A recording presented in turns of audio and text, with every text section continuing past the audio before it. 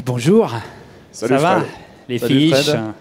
Les fiches sont de retour sur le plateau de Fishing TV. Il faut savoir que nous sommes au salon des pêches en mer de Nantes, l'édition 2019. Très belle édition d'ailleurs, on a vu du monde hier. Aujourd'hui encore, beaucoup de monde dès ce matin. Les allées sont pleines. Donc c'est vraiment génial. Vos stands sont bien occupés, messieurs.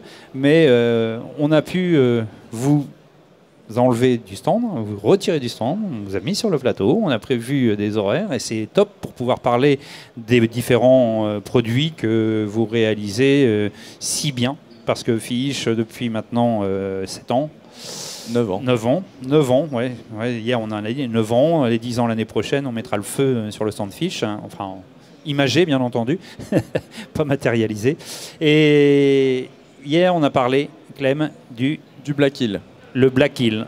Alors, un léger rappel avant de se lancer sur une autre... Donc deux concepts sur le Black Hill. On a déjà le premier concept, la paddle inversée.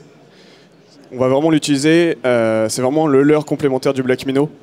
Cette caudale inversée, vraiment, ça va permettre une nage beaucoup plus serrée du leurre, vraiment sur des poissons un peu plus compliqués à aller pêcher, et pour vraiment poissons postés sur le fond. Et on va pouvoir aller les chercher sur le fond parce qu'en plus, on reprend ce concept d'hameçon texan que les gens connaissent sur le Black Minnow. Celui-ci, c'est exactement le même. Donc on a même une correspondance au niveau des hameçons. Pour ceux qui connaissent un peu le Black Minnow, on retrouve ici l'hameçon de taille 120. On va retrouver exactement le même système. Voilà, on fait juste changer la tête peut-être. C'est ça, la tête est vraiment propre au Black Hill. On ne va pas pouvoir adapter de tête de Black Minnow ni de Crazy. On retrouve vraiment la tête propre au Black Hill. Donc celui que Fred vous présente, le fameux coloris kaki. Donc un des très bons coloris chez nous. Donc c'est vraiment un nouveau leurre, hein. Il n'y a vraiment rien de comparable au Black Minnow. C'est vraiment un leurre en texan articulé avec ce nouveau concept, comme tu disais Antoine, qui va vraiment aussi nous apporter une particularité qui est vraiment très importante, c'est à la descente. Moi j'aime bien donner l'image en fait d'un pêcheur qui va lancer son leurre, qui va fermer son pick-up sur un shad classique en fait. Il nage pas à la descente parce que les shads ne nagent pas à 45 degrés. Là, avec le Black Hill, le fait d'avoir la caudale inversée, le leurre va vraiment bien nager à 45 degrés.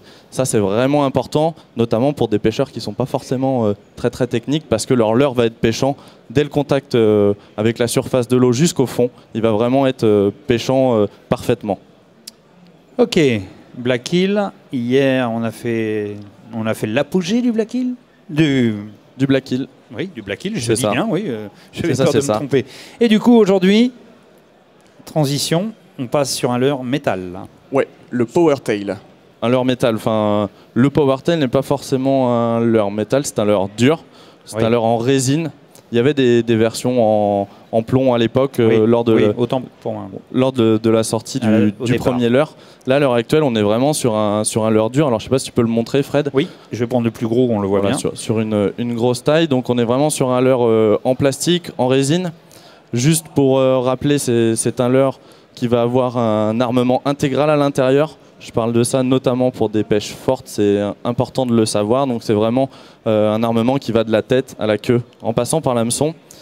Et la plus grosse particularité en fait du Power Tail, c'est pas ça, c'est vraiment le fait qu'il ait une caudale inversée, une caudale articulée en plastique rigide. Donc ça c'est vraiment très important parce que c'est vraiment ce qui va lui apporter sa nage. Ça va être une nage très serrée qui va vraiment vibrer par la queue.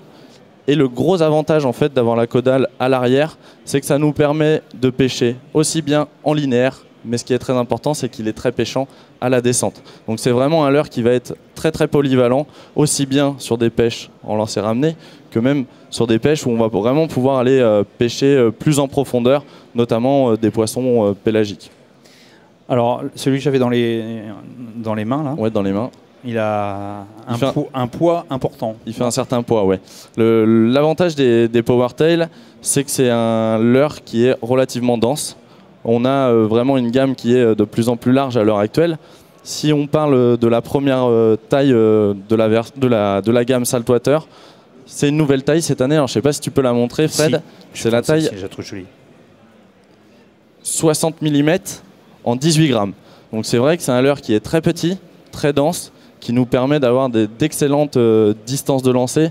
Et ça, c'est vraiment très important, notamment sur des pêches, sur des chasses, parce qu'on va pouvoir atteindre les chasses avec une très bonne précision.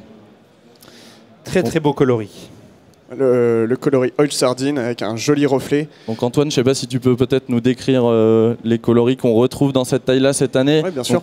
Donc, pour vraiment insister dessus, ça c'est vraiment une nouvelle taille qui est disponible sur le salon. J'en prends un autre. Là, le Fresh Pink Sardine. Je pêche beaucoup avec ce type de coloris. Les roses sont très souvent délaissés, ces types de coloris. Aussi bien levés comme couchés du soleil. C'est vraiment des coloris dont je suis vraiment fan. On retrouve le rose, on a également le classique, le Silver Sardine que tu as juste devant toi, Fred. Celui-ci. Ça c'est brillant, le coloris classique. Dos vert. Avec un petit ventre rose.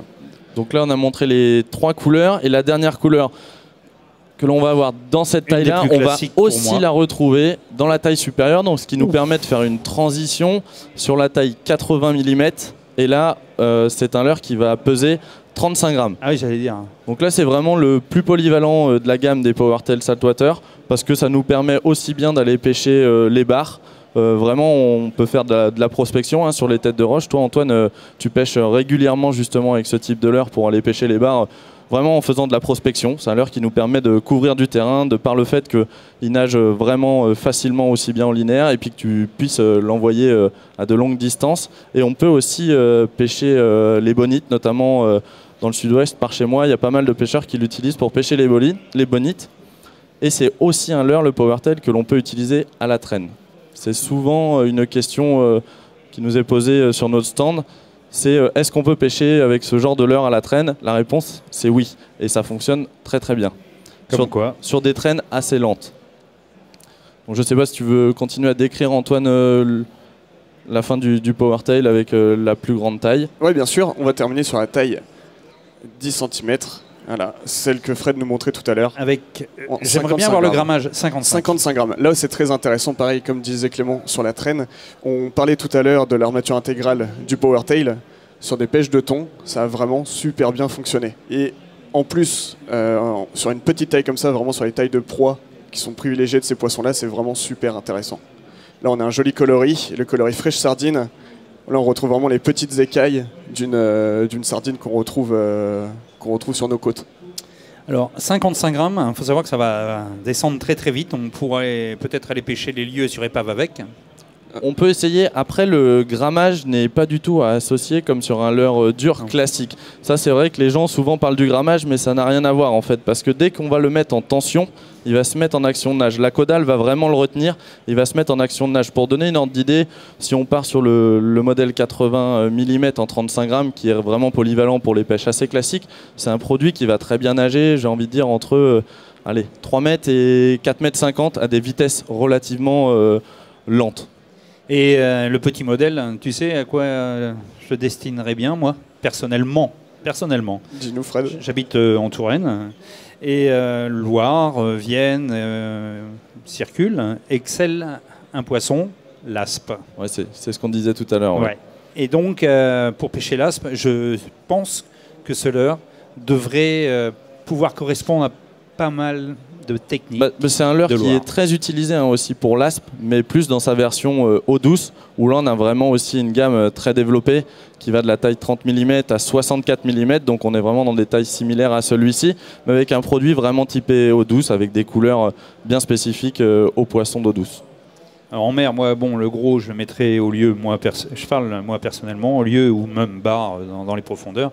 Mais je pense que, comme j'aime beaucoup me faire plaisir en mer sur différents poissons, j'utiliserais une gamme intermédiaire pour pêcher même les maquereaux quand il y a les bancs de maquereaux, avec très très fin. Ah oui, ça marche très fin. Ça marche très très bien. Ça doit être super. Le gros avantage du PowerTail pour moi, en fait, c'est que c'est vraiment un leurre 4x4 et qui est complémentaire à un poisson nageur classique, parce que ça nous permet de l'envoyer loin et surtout de pêcher dans toute la colonne d'eau, ce que ne nous permettent pas de faire les poissons nageurs classiques à bavette. Alors bon, une question, un hameçon simple, ça décroche pas trop? Non, on n'avait aucun problème, surtout que quand on avait fait le développement avec Clément, on avait beaucoup pêché sur des chasses, et on imagine bien le problème avec des triples, on abîme un peu les poissons, le temps de décrocher son poisson avec son triple, ton collègue avec son simple, il en a presque déjà fait 2. Il n'y a aucun souci, c'est toujours engamé. C'est vrai qu'au niveau de l'hameçon simple, la question nous est régulièrement posée. Alors, il n'y a pas de problème au niveau du décrochage de poissons, sachant qu'il y a beaucoup de marques à l'heure actuelle qui passent sur des hameçons simples. Quand on est pêcheur, on sait très bien qu'un hameçon simple, une fois qu'il est piqué, ça tient encore mieux qu'un triple. Et aussi, chez Fish, on a quand même cette éthique du catch and release. Et c'est vrai qu'à l'heure actuelle, un hameçon simple, ça abîme beaucoup moins les poissons. Et c'est vraiment important pour nous de le rappeler. Alors, le catch and release, effectivement, est de plus en plus pratiqué. C'est bien d'en parler, c'est bien de le signifier, on ne le signale jamais assez comme ça. Aujourd'hui, en eau douce, il y a de moins en moins de pêcheurs. En mer, c'est compliqué. On parle de la pêche pro, on parle aussi des différentes pêches. Et c'est vrai que nous, en tant que pêcheurs amateurs, je vois encore des pleins congèles quelquefois de maquereaux ou... Je n'en veux à personne de faire ses rillettes à l'année, etc. C'est pas ça, mais essayons de gérer au mieux ce que nous avons en ressources, parce que nous n'allons pas laisser d'intérêt à nos enfants. Et je pense qu'aujourd'hui, d'avoir quelques poissons... je ne suis pas anti-consommateur, bien entendu. J'aime bien manger 1 ou 2 maquereaux, un poisson de temps à autre, etc. Peu importe. Mais si on regarde de près ce que l'on fait, quelquefois, nous sommes de plus en plus nombreux sur la mer. C'est sûr que la préservation de la ressource est vraiment très importante. Tu as tout à fait raison de le rappeler, Fred, et c'est vraiment important pour surtout les générations futures. Et nous, c'est aussi un peu notre mot d'ordre chez Fish de faire attention à ça. Et vous n'êtes pas les seuls, et c'est bien, là, sur ce coup-là, que vous soyez Fish, c'est bien d'en parler ici même, mais sachez que vous êtes plusieurs marques. On a eu Ultimate Fishing qui en a parlé, on a eu Rapala qui en a parlé, Ilex en a parlé, toutes les marques. Il y a une prise de conscience vraiment au niveau de ça. Complètement.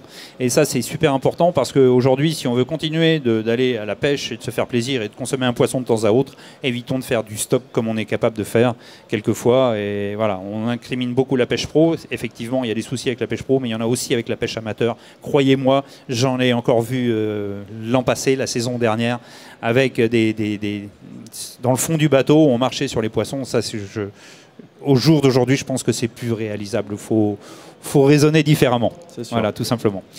Voilà, bon, Fish, nouvelle technique, avec des poids un peu plus intéressants sur le Powertail. La gamme s'élargit au fur et à mesure des années avec différents grammages. Et notamment au niveau des coloris, on a vraiment un panel qui est de plus en plus large. Surtout, n'hésitez pas à venir nous voir sur le stand. On a une équipe assez formidable. On vous accueillera vraiment avec plaisir. Juste dernier mot, si jamais vous voulez des catalogues, on en a amené. Là, et puis, je pense qu'on à la fin du direct, vous pourrez. Dernière petite chose, partenariat Barracuda Tour, toujours ? Oui, bien sûr. On sera forcément avec la surprise Barracuda Tour. Avec la surprise Barracuda Tour, le leurre surprise ou pas, non on aura toujours un coloris spécifique pour le Barracuda Tour. Voilà. Mais on peut retrouver déjà quelques éléments de la surprise dans notre catalogue. Je vous invite à aller regarder. On aura quelques petites surprises pour nos utilisateurs, notamment en termes de produits et de couleurs.